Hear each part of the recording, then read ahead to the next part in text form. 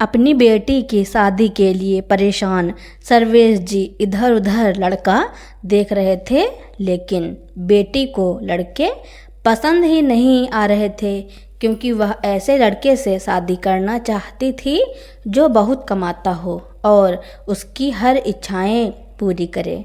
इसी के चलते उसकी उम्र लगभग 35 साल की हो चुकी थी, लेकिन उसकी शादी नहीं हुई थी। अब नीतू के माता पिता भी उससे परेशान हो चुके थे, क्योंकि वह शादी करने के लिए तैयार ही नहीं होती थी। एक से एक अच्छे लड़के के रिश्ते आते हैं, लेकिन वह सभी को मना करती जाती है। अब देखते हैं कि नीतू की शादी आखिर किससे होती है। या जानने के लिए मेरे चैनल पर बने रहें और मेरे चैनल को लाइक और सब्सक्राइब करना ना भूलें। नहीं पापा, अब मेरा इस आदमी के साथ और गुजारा नहीं हो सकता। मैं भी कहाँ तक एडजस्ट करूं, दिन भर उसके घर के काम करूं, फिर भी मेरी थोड़ी सी ख्वाहिशें भी पूरी नहीं कर सकता। मैं तो पहले ही कहती थी कि लड़के की सैलरी कम है, लेकिन आप नहीं माने। आपके कहने पर मैंने शादी कर ली। अब 25,000 की सैलरी में से हर महीने 5,000 की बचत करते हैं और सिर्फ 20,000 रुपये हाथ में थमा देते हैं और कहते हैं पूरे महीने का खर्चा चलाओ। नीतू ने गुस्से में गरजते हुए कहा। तो सर्वेश जी बोले, कोई बात नहीं बेटी, अब यश कोशिश तो कर रहा है ना अच्छी नौकरी हासिल करने की।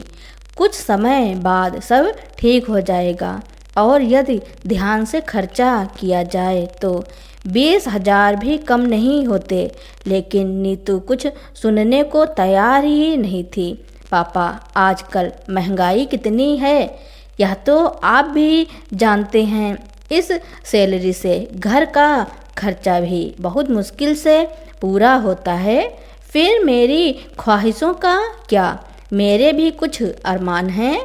अब यश से कुछ कहती हूँ तो कहते हैं कि कुछ दिन एडजस्ट कर लो, जल्दी ही अच्छी नौकरी मिल जाएगी।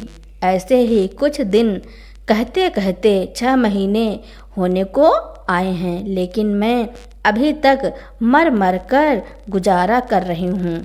आप कुछ भी कहें, लेकिन अब मैं उस आदमी के साथ और नहीं रह सकती हूँ। मैं तंग आ चुकी हूँ। अगर आपने मुझे वापस जाने के लिए दोबारा कहा तो मैं कहीं भाग जाऊँगी या फिर कुछ कर बैठूँगी। बेटी की बात सुनकर सर्वेश जी ने आगे कुछ ना कहना ही उचित समझा। दरअसल नीतू का विवाह 35 वर्ष की उम्र में हुआ था और विवाह की दृष्टि से यह उम्र काफ़ी अधिक मानी जाती है। माँ बाप ने तो तभी रिश्ता देखना शुरू कर दिया था। वह 25 वर्ष की थी, बहुत से रिश्ते देखे, लेकिन नीतू को कोई लड़का पसंद ही नहीं आता था। किसी के सैलरी कम थी तो किसी की शक्ल सूरत पसंद नहीं आती थी। हर लड़की में वह कोई न कोई कमी निकाल ही देती थी, जिस कारण रिश्ता होने में देर हो रही थी। और देखते ही देखते इतने वर्ष बीत गए। यश उससे उसकी शादी हुई। वह 36 साल का था। शादी से पहले ही नीतू को मालूम था कि यश अपनी नौकरी से कुछ खास पैसे नहीं कमाता, परंतु उसकी बढ़ती उम्र के चलते उसके पिता की चिंता गहराने लगी थी, क्योंकि कुछ वर्ष पहले ही उसकी माँ की मृत्यु हो चुकी थी। उसने अपनी सहेलियों से इस बारे में बात की तो उन्होंने भी यही सलाह दी कि अगर अभी शादी नहीं की तो उम्र निकल जाएगी और फिर पति को खुश रखना तो उसके हाथ में है। एक बार उसे मुट्ठी में कर लिया तो पति उसके कहने अनुसार ही चलेगा। इन सब बातों को ध्यान में रखकर नीतू ने शादी तो कर ली, लेकिन वह यह नहीं जानती थी कि शादी के बाद एक लड़की की ज़िंदगी में उसके पति के साथ साथ और भी चीज़ें भी शामिल हो जाती हैं और वह है जिम्मेदारियाँ।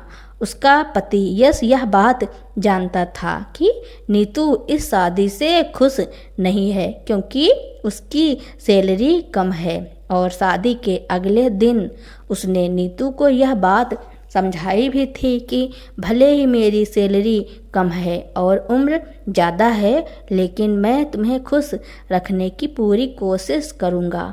बहुत महंगी महंगी चीज़ें तो मैं तुम्हें खरीद कर नहीं दे सकता लेकिन तुम्हारी ज़रूरतें पूरी करने की भरपूर कोशिश करूँगा। परंतु यश को कभी दिल से स्वीकार ही नहीं कर पाई थी। धीरे धीरे दिन बीतने लगे। 1 महीना बीता तो यश सैलरी लेकर घर आया। सैलरी में से 5,000 रुपये उसके बैंक में रखवा दिए और बाकी 20,000 उसने अपनी पत्नी के हाथ में रख दिए और बोला, मेरी ज़रूरत के लिए मेरे पास 3,000 रुपये पड़े हैं, इन पैसों से तुम घर का हिसाब देख लेना। लेकिन जब नीतू ने अपने ज़रूरत के पैसे उसमें से निकालकर पूरे महीने के घर खर्च का हिसाब लगाया तो कुछ पैसे कम पड़ गए। नीतू ने तो सिर्फ साफ तौर पर अपने पति से कह दिया कि वह इतने पैसों में घर का गुजारा नहीं चला सकती। तो यश बोला, बस कुछ ही दिनों की बात है नीतू, मैं दूसरी नौकरी देख रहा हूँ, जल्दी ही इस समस्या का समाधान हो जाएगा। उस समय तो नीतू चुप रह गई लेकिन दिन बीतने के साथ साथ उसके सब्र का बांध टूटने लगा और पति पत्नी में झगड़े होने लगे। वह हमेशा ज़्यादा पैसे की डिमांड करती तो यश हमेशा उसे एडजस्ट करने को कहता और एक दिन बात इतनी बढ़ गई कि नीतू ने घर में कलह मचा दी। पति से झगड़ा करके वह अपने मायके आ गई और उसने ठान लिया कि अब वह यश के साथ नहीं रह सकती। यश ने नीतू को कई बार फ़ोन किया और वापस आने के लिए कहा लेकिन नीतू ने तो जैसे ठान ली थी कि वो अब वापस नहीं आएगी।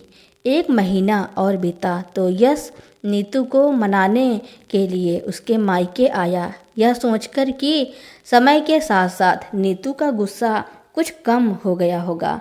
लेकिन यश को देखते ही नीतू तो गुस्से से तमतमा उठी। क्या लेने आए हो तुम यहाँ? अब यहाँ तुम्हारा कोई नहीं रहता। देखो नीतू, ठंडे दिमाग से काम लो। परेशानियाँ किसकी गृहस्थी में नहीं होती, परंतु यह अलग हो जाना किसी समस्या का हल तो नहीं होता ना।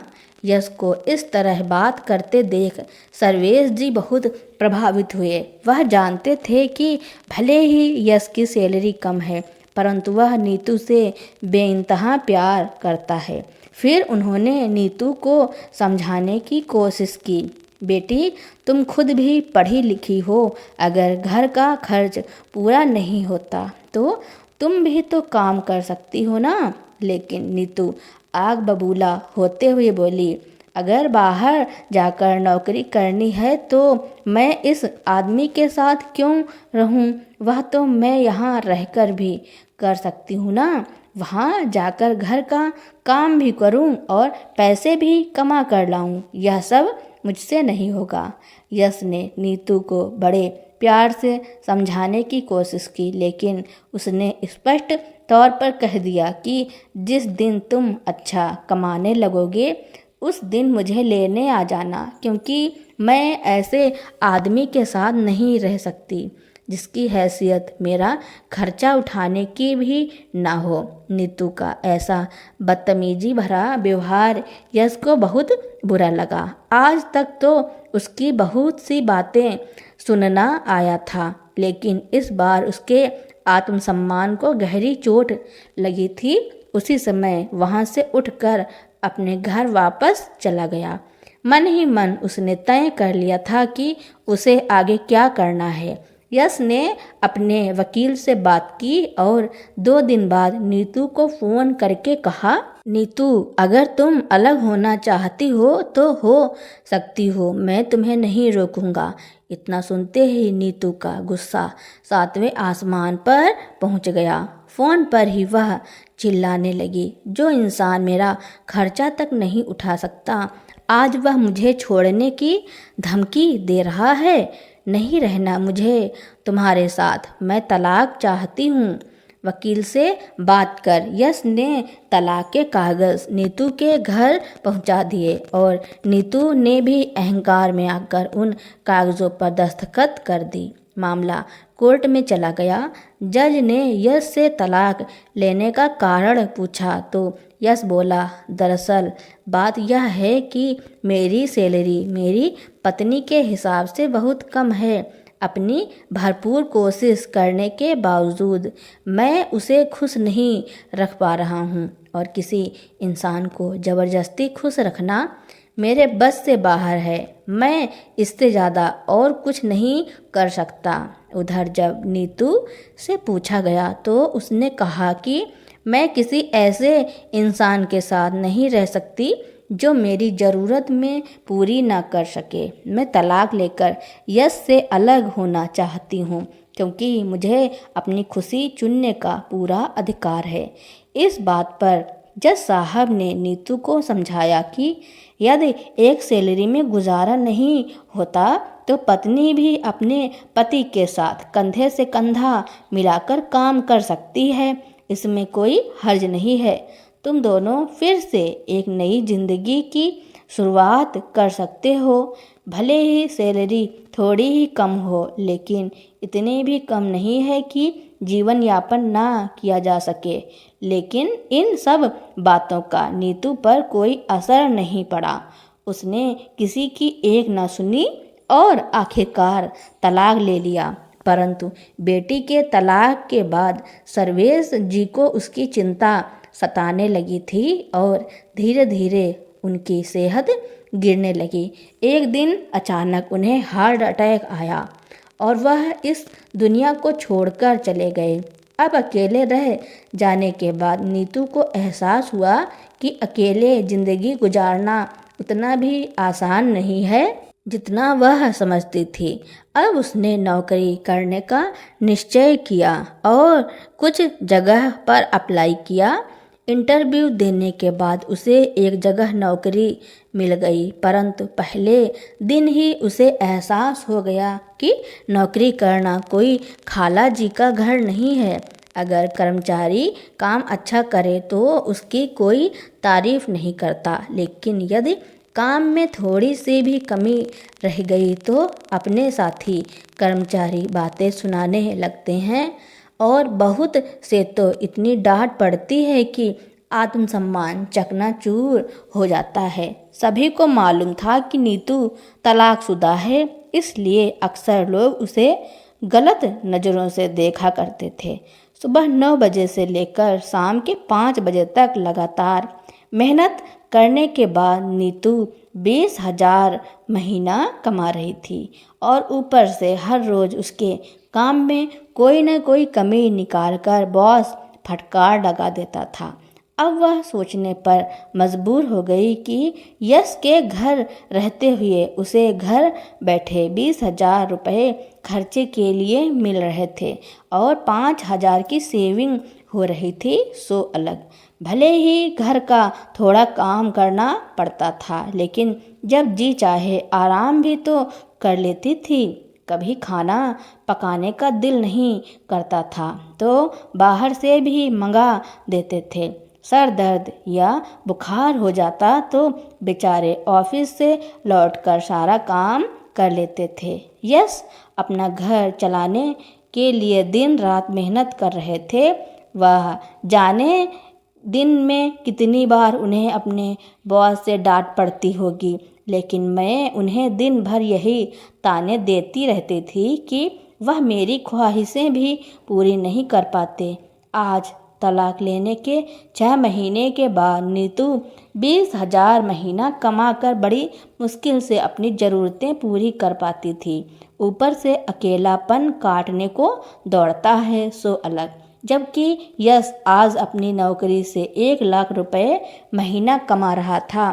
किसी अच्छी लड़की से शादी करके उसने अपनी गृहस्थी फिर से बसा ली थी। रह रहकर नीतू को अपने पिता द्वारा कही गई यह सारी बात याद आ रही थी कि बेटी, माँ बाप हमेशा के लिए नहीं रहते, इसलिए वक्त रहते अपनी शादी को संभाल लो। परंतु दुर्भाग्यवश रिश्तों को पैसों के तराजू में तौलने की गलती करके नीतू के पास पछतावे के अतिरिक्त और कुछ नहीं रह गया था।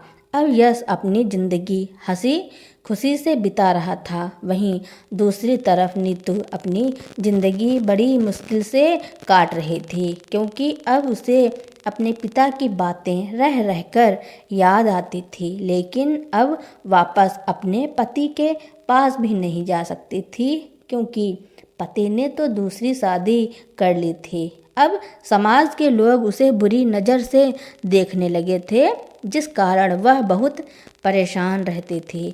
एक समय ऐसा आया कि वह अपने जीवन को ख़त्म कर देना चाहती थी। एक दिन ऐसा हुआ, वह अपनी ज़िंदगी से इतना परेशान हो गई कि उसने मौत को गले लगा लिया। यह बात जब यश को पता चली तो उसे भी थोड़ा बहुत दुख हुआ, लेकिन ज़्यादा फर्क नहीं पड़ा, क्योंकि वह तो वैसे भी उससे अलग हो चुका था। तो दोस्तों, नीतू ने अपने पति के साथ जो किया उसके बारे में आपका क्या कहना है, और यह कहानी आपको कैसी लगी कमेंट में ज़रूर लिखना। मेरी कहानी सुनने के लिए आपका बहुत बहुत धन्यवाद। ऐसी ही कहानियाँ सुनने के लिए मेरे चैनल को लाइक, कमेंट, शेयर, सब्सक्राइब एवं बेल आइकन का बटन दबाना ना भूलना, ताकि मेरी नई नई कहानियाँ आप तक पहले ही पहुँचती रहें।